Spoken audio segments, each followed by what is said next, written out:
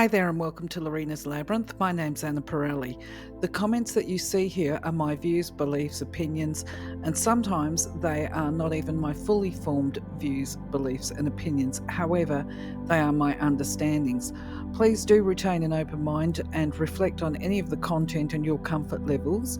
If your views differ, please feel free to leave a comment. Also remember, it is possible to disagree in respectful ways. My way is not necessarily your way and vice versa. You might also find that some of the content on this playlist in regard to spiritual or universal laws, it resonates with you, meaning it feels right to you, while other laws may not feel right or they may not feel comfortable. If this is the case, the information is either not right for you or it is not right for you right now, and it might never be right for you at any given time. It really doesn't matter. As an earthy and practical person, I can put my hand up with all honesty and say that I have at different times had the same feelings about some of the content in here. And with some of them, I still have a level of skepticism within my viewpoints, but I choose to retain an open mind about the things that I don't fully understand for a few reasons. Firstly, because I believe it would be supreme arrogance to think that we all know all of the answers while we have a body. And because what is right for one of us is not necessarily right or suitable for all of us, and I choose to respect the differences. Please do leave your opinions, beliefs. Feel free to argue the points in a respectful way with any of the content on the slides and even my interpretations. And if you feel that you can add clarity around some of the content, we would all love to see it. Thank you. For now, though, let's explore the laws.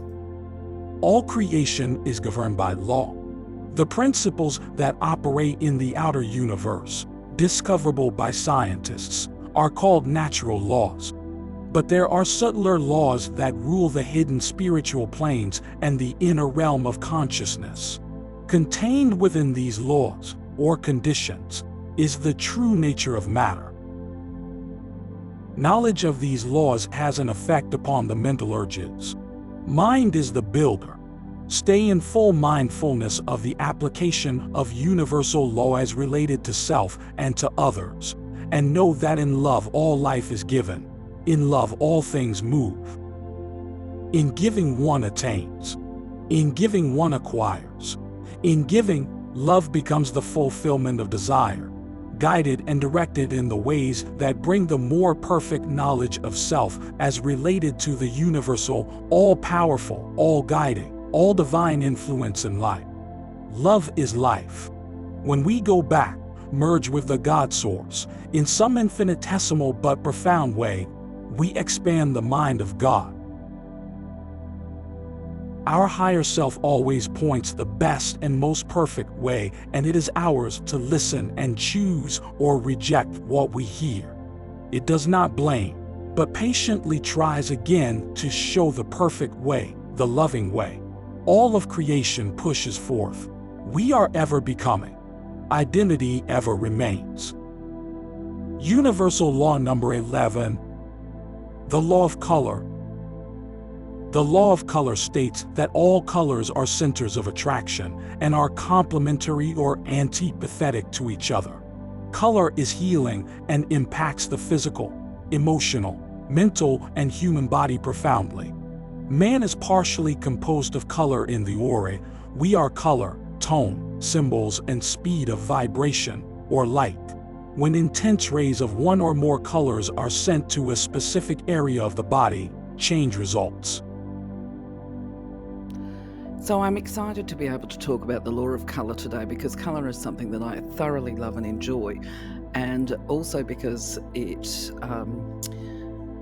basically skeptics can't argue with it. You know, where they might argue with a lot of the energy stuff and beliefs, when it comes to colour, there's enough evidence behind it now to suggest that actually there is substance, literally, to any claims about colour and its healing properties. So before I begin talking about the law, let's go into a case of what that looks like. Let's have a little bit of a talk about that, because immediately when I looked at the fact that we're going to be discussing this law today, my thoughts ran to a documentary that I've seen on the studies of colour, especially in regard to the animal kingdom.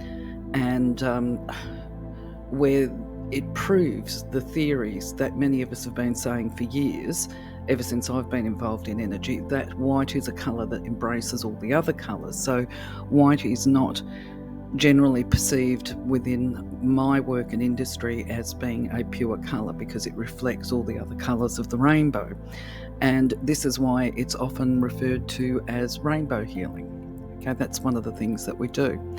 So I took a little bit of time to try and find this research paper and the people that were conducting the studies in regard to this doco. Anyway, I couldn't find it. You're most welcome to go and Google it. But what I did instead was find a paper that is published by NASA about colour and light. So firstly, the studies put out by NASA refer back to studies that were originally conducted by Sir Isaac Newton in the 1600s. I would say, obviously, potentially scientific knowledge was known for a long, long time, probably back to the Pythagoreans and the Charlians, but from a scientific perspective, they acknowledge Newton as having conducted the first studies. So anyway, they explain that light is a radiant energy and that it has an energy source such as the sun or the light bulb, and that light in itself, we know this stuff is basic, but this is the science behind it as well, that light doesn't bend, instead it makes shadows, right? That light can also be absorbed into an object or a body. And we know this, of course, because this is how they make x-rays and that kind of thing. So the body actually has capacity to absorb a certain amount of light itself, according to the scientific studies. So the law of colour states that all colours are centres of attraction and are complementary or antipathetic to each other. So let's just go back over to the NASA point that's on the slide. They say that it's a bunch of electrons. You know, obviously when we talk about energy and the aura and that kind of stuff, we don't refer to them as electrons as a rule of thumb. They could be atoms, they could be cellular, or just kinetic energy is a good description that they've put here. And anyway, NASA says that these that these electrons within their movement, they make heat or energy. Very interesting in regard to what we call healing and the use of healing energy, drawing upon colour. So the reason why I say it's very interesting in the fact that science supports that light creates heat, right? I'm just going through this in my head trying to think how to put this to you, is because when people do hands-on healing such as Reiki, or for recipients, usually they will describe that there is a feeling of heat or a sensation in a specific body part, if not their whole body. The Heelys, well, they are kind of Heelys, I guess, but the people, once again, see, this is my issue with terminology. In the practice of delivering healing services, I've actually never called myself a healer because I consider myself to be the vessel. So those people that act as vessels or deliver healing energy to other people, especially if they do the Reiki variety, as far as I know, they will actually feel heat in their hands, and people will actually feed back to them that they can feel heat pouring from their hands. So that's just an interesting connection there for you to think about. Anyway, back to Newton's studies, which have been supported by NASA, that all the colours are found in the colour of white light. And he did a number of activities where he tested it, and he passed light through prisms, and what he was able to support was that all the colours changed back to the white light. So they would come through and then they would create a colour, and then they would convert back to the white colour. So it could go from red to pink or whatever. Okay, so let me just take a look at my notes here. The colour of an object is seen, this is what he says, because the object merely reflects, absorbs and transmits one or more colours that make up the light. The endless variety of colour is caused by the interrelationship of the three elements. That is light, which is the source of colour, the material and its response to the colour, that could be you and your body, and the eye, the person that perceives the colour. So he says colours are made by combining, I think we all know this, but this is the proof, okay? Colours are made by combining blue, yellow, red light all together or separately, and they are called additives. And they're formed by adding varying degrees of intensity to these three colours. So the primary colours of light are called cyan, which is a blue-green, yellow, and magenta, which is a blue-red. The other colour hues are a consequence of the interaction between the primary colours, but ultimately all these colours will return to be white. Light. Interesting. I think it's interesting anyway. So when we talk about colours being either complementary or antipathetic, rather than try and tell you with this great knowledgeable source of wisdom, which isn't me, I will simply explain to you my understanding of how the use of colour works when delivering healing to a person based on the auras and the chakras, because we're generating light, we're sending light into the person's aura, and sometimes we will draw on specific colours for specific purposes because we understand that these colours work together. But we also know that in some instances it would not be appropriate to send a specific colour into a body. And I'll go into this a little bit further by saying that, from my understanding, might be different for other people, conditions such as depression are actually grounded and rooted in the throat chakra and the orange chakra. So if I was going to try and treat somebody for depression, I would be sending light into those two chakras if I was focusing the colours, okay? If I was taking it upon myself to be the expert in this field, that would be the areas that I would be directing, and I would be directing blue or orange to the person over the relevant chakra. If I was talking about anxiety, then once again I would be talking about the orange centre, because this is the fear centre, and I would be talking about what is called the higher heart chakra, which is kind of a lime green coloured chakra. It's only a small one, and it's in between the throat and the heart chakra. So this would be where I would be focusing and directing the colours if I was relying on specific colours at all. What I wouldn't be doing is treating somebody that is struggling with addiction and violent behaviours. I certainly would be not directing red into their aura, because that might actually make them more aggressive. So that's where you talk about antipathetic associations. What you want to do with somebody who's got addiction and feel it, because let's be real, violence and that kind of stuff, they're fear-based reactions. So you want to be able to manage them and help alleviate any fears. And we do this by sending calming energy through to the person, and that's also the throat chakra. So you're sending them peace and harmony and enhancing their capacity to verbally articulate their emotions, which are centered in the orange chakra, as opposed to lashing out. So hopefully what I've just demonstrated with speaking to this is that the colours will work together well, or they'll work against each other. But the other important factor, I think, from my perspective and how I work, is that I actually will rarely ever attempt to direct the colours specifically to a person in a certain way, because I actually would rather send the rainbow colour in so that they can receive the benefit to all of the relevant chakras. So yes, I tend to work more with the rainbow colours as opposed to general colours or specific colours. Having said that, I will admit that I have used the colour emerald green specifically on muscle conditions because it's apparently got excellent properties for healing muscles, and I would say that I've seen and witnessed the healing power of the emerald green for muscle conditions such as torn ligaments. So just an extra point of interest here, when the people that work with healing energy, it's not uncommon for them to work purely with the rainbow colour and hand some of it over to the universe, if you like. But I do believe that we can expand on this and say they don't normally just work with colour alone. They will work with what they call the law of decree or divine invocation, and we're going to talk about that in one of the laws that are coming up. This involves how to basically put in a request to the universe that healing energy is directed in a specific way.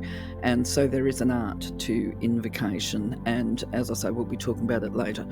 I've put these images up just to represent that actually when we do see or do use rainbow healing, it's very heart-based. What have I got here? Oh, yes, okay. So one of the things that I want to discuss further from here is that colour healing is called chromotherapy. When people focus purely or they have a dedicated healing practice towards colour healing, they're generally called chromotherapists.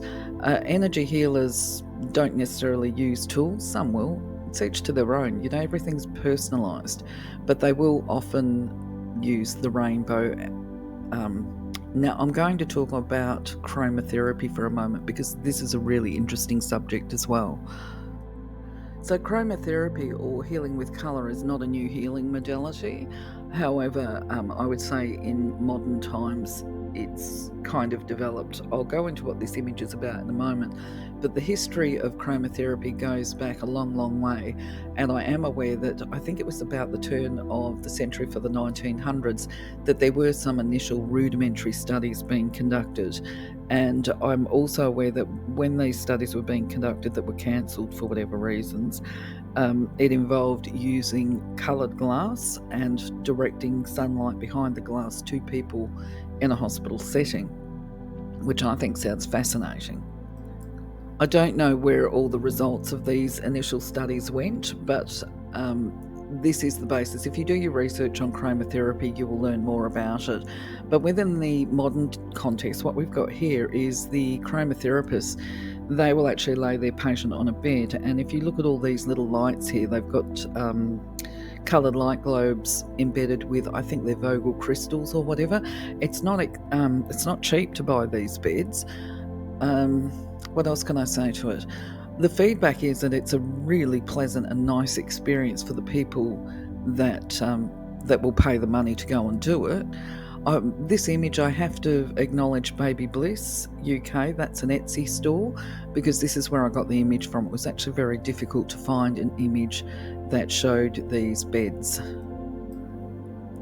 I want to make the point that I'm not suggesting people go and buy one unless they actually feel they're going to be able to use it, because what I saw was that they are what is called bespoke. They're made to purpose, and so therefore they cost about 4,000 Australian dollars, which frankly I consider to be a bit exorbitant unless you're going to be using in a business sense, because I understand that for people going to have a treatment session with these lights, it's probably anywhere between $50 and $100, and obviously if you're going to spend that much money, you want to be able to get a return on it. I believe, like I said, this is my interpretation of things, there will be the belief that by combining the colour with the Vogel crystals, you're drawing on the light, and Vogel crystals, or in fact any clear quartz crystal, is said to enhance and empower whatever healing energy that you're using. It's considered to be an amplifier. So I guess that the people that are using these healing beds think that they're very, very effective and probably quite intense healing. If you've had a go at them, let me know. I'd be quite interested actually in hearing it. But just to reiterate, I actually love the healing power of colour, and I also believe that not only does colour carry healing properties, it also communicates, for want of a better word. I can look at people and know what the issues are without even being open to doing a reading, for want of a better word, because I understand colour. And people have said to me, how do you know that these are my core issues or whatever? And I've got to be honest, with my gifts, I don't ever turn around and say to the person, you know what, you've got X, Y, and Z. I would generally say I'd be very surprised if these are not the issues that you struggle with, okay? And generally speaking, they'll come back and they'll confirm it, and they'll say, how do you know? And it's like, actually, it's because of the colour of the clothes that you're wearing, you know? And if they're not going through that all the time, they are that day. So that's just a little bit of interesting information for you. So I could talk all day about colour, but I won't. I'm still trying to keep my videos short. I'm very interested, obviously, to hear if you're a practitioner of colour or if you use colour, if you're a chromotherapist, how you apply or how you interpret this law within your own practice. And if you've had the benefit of a healing treatment, let us know how it worked for you. That's if you're not too self-conscious. But anyway, for now, I'll look forward to the day when we do lives and we can have interactive conversations about colour and people's experiences with how they work well and how they perhaps work against each other. For now, though, I'll just say thank you for being part of my journey, and I shall see you on the next video. Have a wonderful day. Be blessed. Bye-bye for now.